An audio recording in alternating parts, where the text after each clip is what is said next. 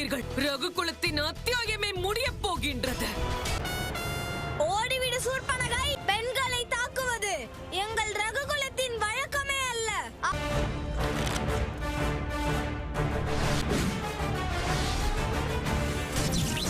உன்னால் எங்களை எதுவும் செய்ய முடியாது. இவள் செய்த குற்றங்களுக்கு இவளை தண்டித்தே ஆக வேண்டும். அடியுங்கள் இவளை.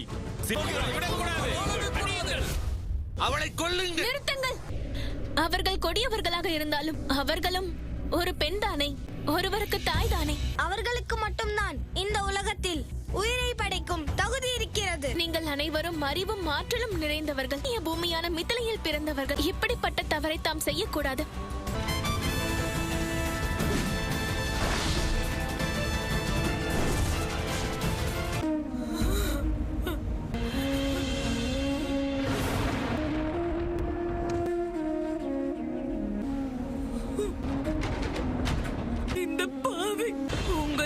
சாம்ராஜ்யம் அழிவதற்கே காரணமாக ஆகிவிட்டாளே. சீதை கூறிய வார்த்தைகள் நிஜம்தான். அந்த ராமனையும் சீதையையும் பிரிக்க நினைப்பது முடியாத காரியம்.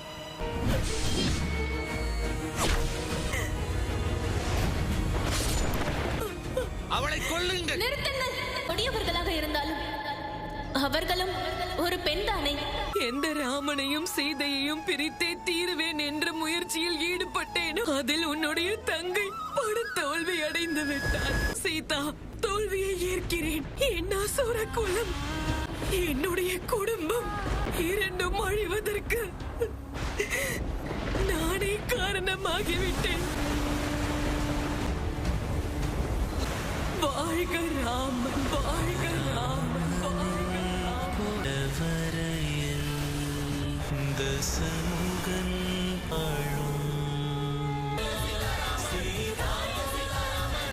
இதை காணத்தான் என்னை அழைத்து வந்தீர்களா? சீதையை அழைத்து வர பட்டாடிகளோடு சென்று கொண்டிருக்கிறார்கள்.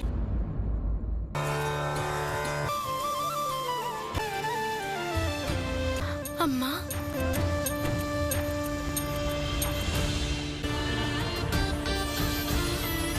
எம்பெருமானின் பூஜையை முடித்துவிட்டு விரைவாக வந்து விடுகிறேன். அம்மா, அற வழியில் நடந்து சென்று அநீதி பாதையை இந்த இடம் தெரியாமல் அழைத்துவிட்டு வந்து விட்டேன் அம்மா. இதற்கு மேல் நான் என் பிரிய நகரான அயோத்தியையும் மக்களையும் விட்டு எதற்காக பிரிந்து செல்ல போகிறேன்?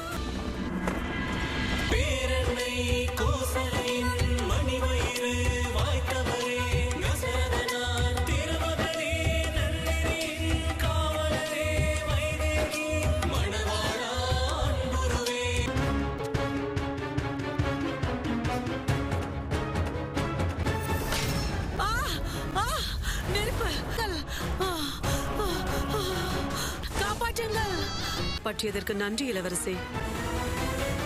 வாழ்க ராமன்.